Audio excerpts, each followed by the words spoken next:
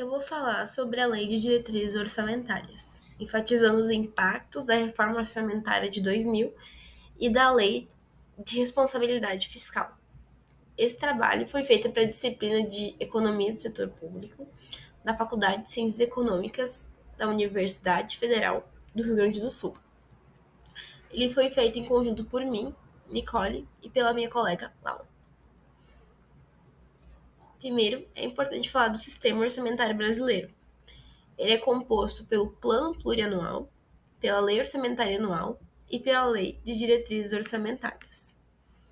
Além disso, tem-se a Reforma Orçamentária de 2000, que, pelo Plano Diretor da Reforma do Aparelho do Estado, acabou promovendo mudanças importantes para a Lei de Diretrizes Orçamentárias. Tem também a Lei de Responsabilidade Fiscal, que vai ser abordada mais para frente.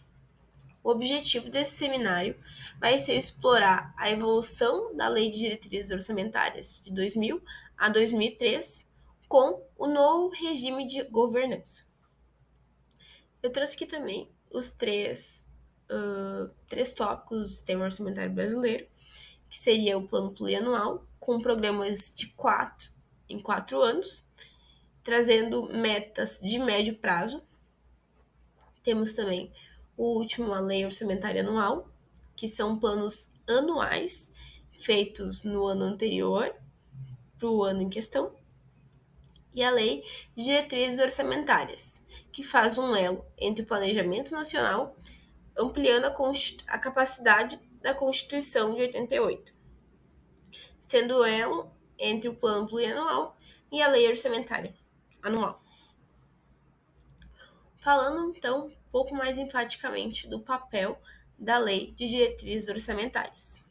Sua função principal é de estabelecer metas e prioridades fiscais do governo, tendo objetivos bem definidos, o de orientar a elaboração do orçamento anual e garantir a compatibilidade com o planejamento de médio prazo.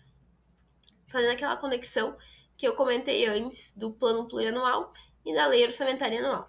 Traduzindo assim, as diretrizes do plano plurianual para ações concretas no orçamento anual. Também tem um papel regulador, que eu vou comentar um pouco mais para frente. Que ele, assim, é sua função, basicamente, de testar a viabilidade de algumas legislações antes de elas se tornarem permanentes na Constituição. Falando da Constituição de 88, então, e das primeiras leis de diretrizes orçamentárias. A Constituição redefiniu o sistema orçamentário, consolidando o plano plurianual como o principal instrumento do planejamento de médio prazo. Em 89, foi elaborada a primeira lei de diretrizes orçamentárias, que seria elaborada para o ano seguinte. Então, sempre uma lei de diretrizes orçamentárias é elaborada no ano para orientar o próximo exercício, o do ano seguinte.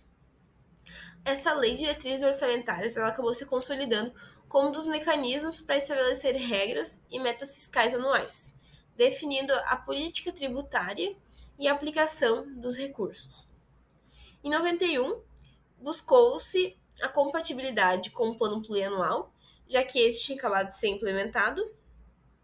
De 92 a 94, foi feita uma reorganização que é conhecida até os dias de hoje, que foi conquistada pela Lei de Responsabilidade Fiscal, que vou abordar um pouco mais para frente. Em 95, já com um plano real, a gente tem poucas alterações. Então, a estrutura, ela basicamente é dividida em três áreas: a do orçamento fiscal, de seguridade social e de investimentos estatais. Tratando da reforma orçamentária de 2000. Essa reforma foi impulsionada pelo Plano Diretor de Reforma do Aparelho do Estado, como eu comentei anteriormente, trazendo assim mais flexibilidade para a execução orçamentária e reduzindo alguns detalhamentos excessivos. Antes, a gente via no Brasil uma burocracia pública extensiva que dificultava as políticas públicas. E essa reforma foi feita pelo Ministério do Planejamento, que teve a função de reorganizar, então, o orçamento do país.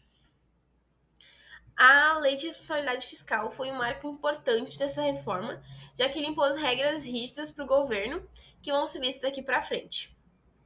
A criação, desculpa, além dessa criação da responsabilidade fiscal, a gente tem também a importância do plano plurianual, que acabou provocando mudanças no orçamento que foram efetivadas naquele período, trazendo assim objetivos bem definidos e um orçamento simplificado e reestruturado a partir desse período. Tratando então mais enfaticamente dessa lei de responsabilidade fiscal. Eu vou comentar primeiramente que ela se baseou no Fundo Monetário Internacional e alguns países europeus, mas alocando a nossa realidade local. Ela trouxe rigidez na disciplina fiscal e acabou impondo uma série de regras sobre como os governos devem planejar e gastar.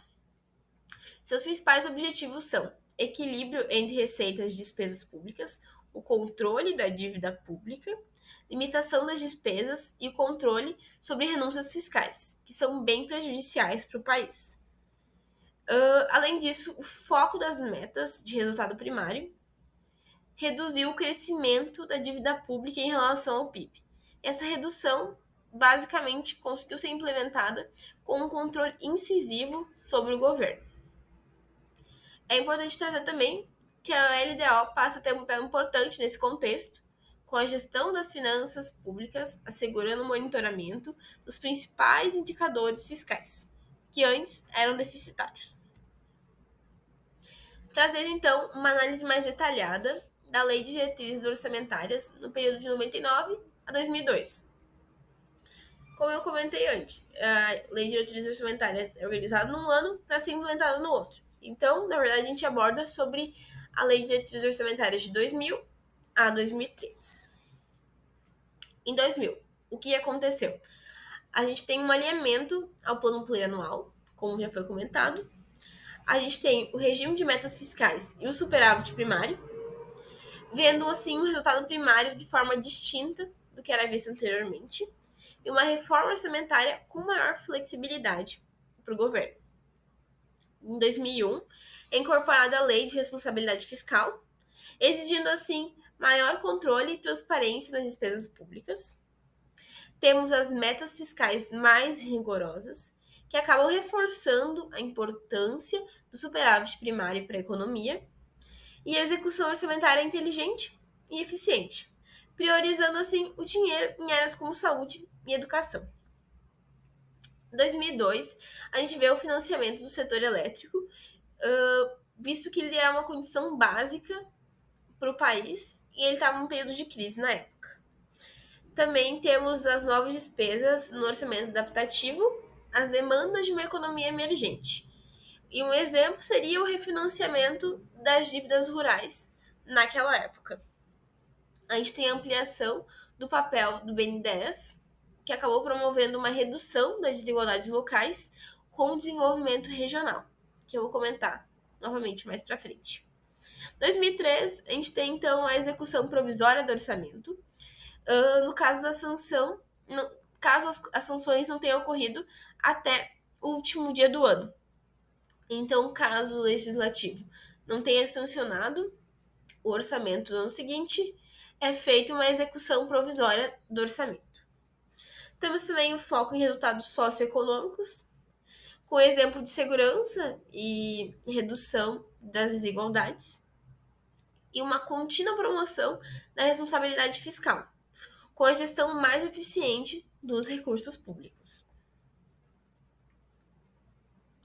Temos também as metas e os riscos fiscais. A Lei de Diretrizes Orçamentárias incorporou 2 novos anexos a partir da Lei de Responsabilidade Fiscal, o das metas fiscais e o dos riscos fiscais. O primeiro estabelece metas anuais para receitas, despesas e a dívida pública, com foco na geração de superávit primário como uma âncora fiscal. E esse é o essencial para a política fiscal, porque objetivou o exercício deste e do próximo período. Já os riscos fiscais promovem uma gestão dos passivos contingentes, especialmente daqueles relacionados à dívida pública. Então, esses riscos fiscais a gente trata basicamente das providências a serem tomadas em casos inesperados.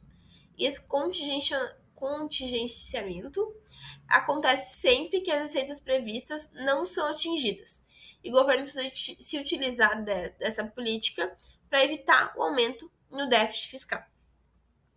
Assim, a gente percebe que há um aumento na previsibilidade e na transparência nos usos dos recursos públicos com essas metas e riscos fiscais.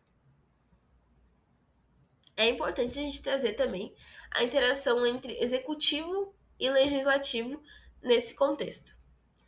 É importante, inicialmente, falar que a Lei de Diretrizes Orçamentárias foi moldada, foi executada, foi elaborada tanto pelo executivo como pelo legislativo, que trabalharam em conjunto, que trabalham, na verdade, em conjunto para a elaboração.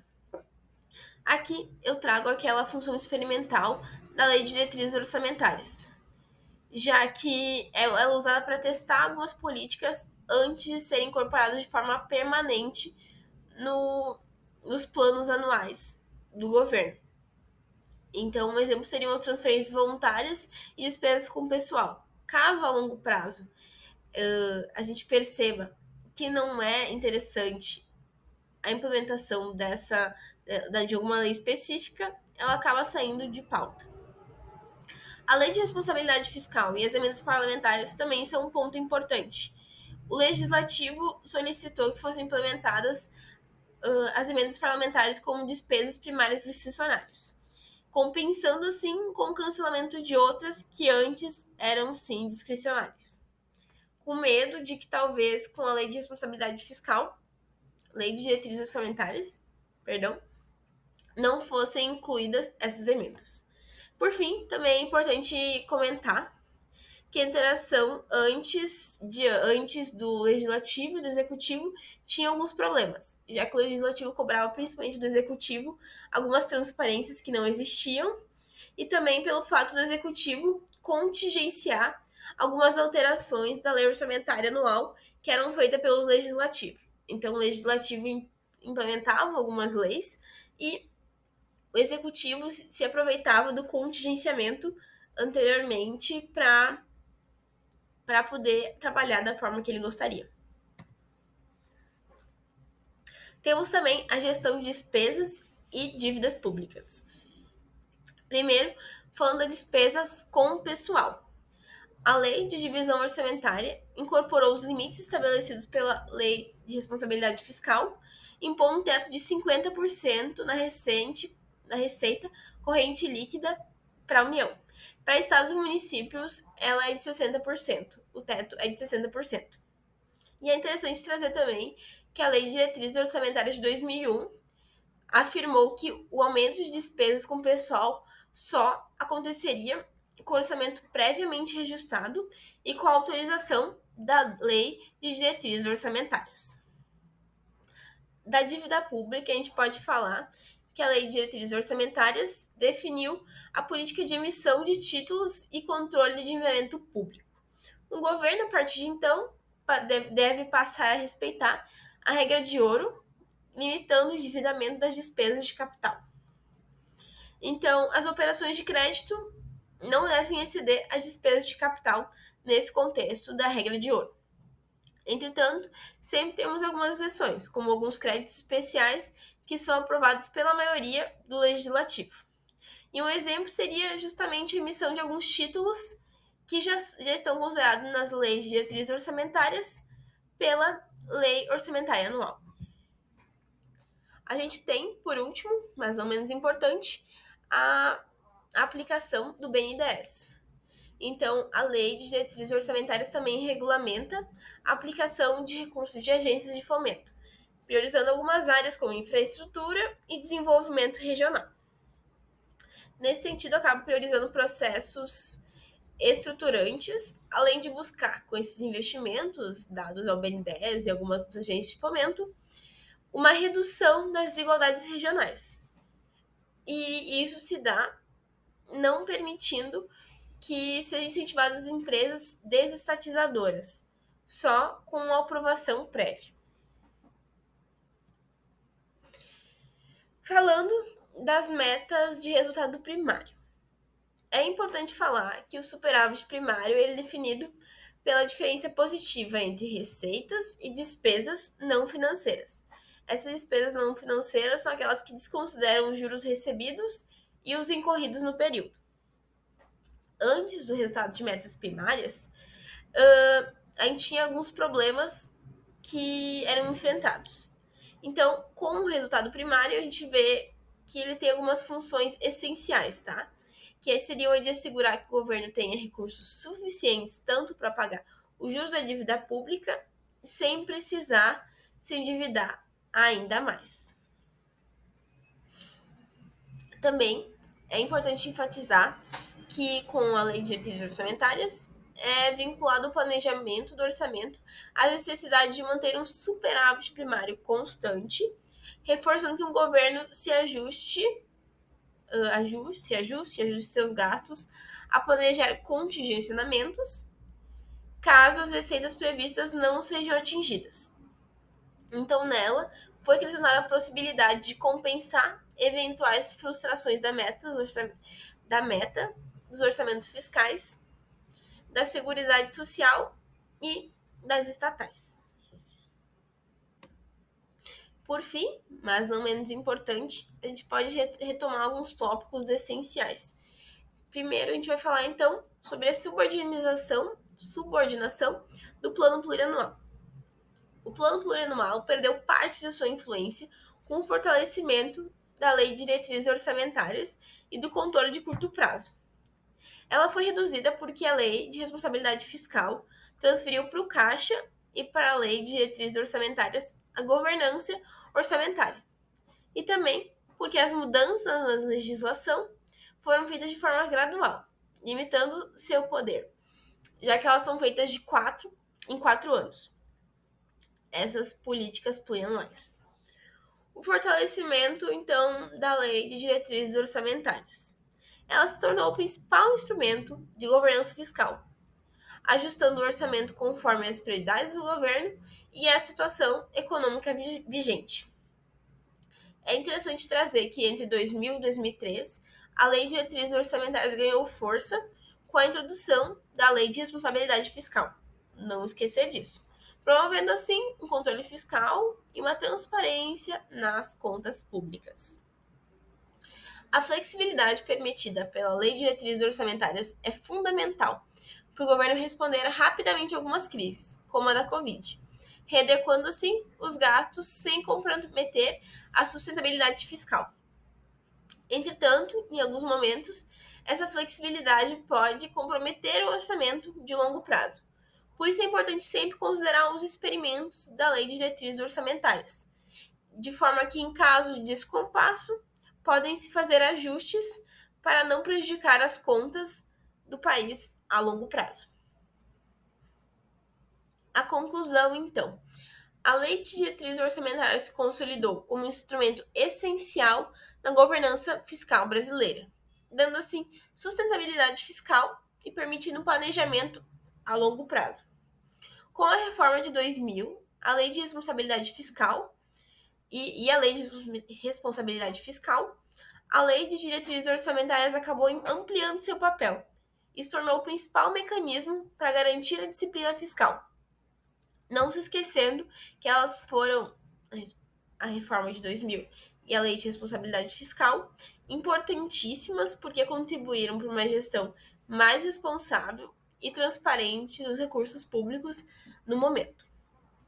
Dessa forma, conecta o planejamento de médio prazo com as execuções orçamentárias anuais, assegurando assim o controle das finanças públicas, sendo fundamental para garantir o equilíbrio fiscal do país ao estabelecer metas e prioridades bem claras. Dessa forma, ela acabou agindo sem desconsiderar políticas essenciais para o Brasil, como saúde, educação, combate à pobreza e algumas outras questões essenciais para nós. Esse trabalho foi feito a partir do livro Planejamento, Orçamento e Sustentabilidade Fiscal. Foi retirado do capítulo 1 do livro, que tem o título A Transformação de Lei de Diretrizes Orçamentárias, Impactos da Reforma Orçamentária de 2000 e da Lei de Responsabilidade Fiscal. O organizador do livro foi o Márcio Gimen.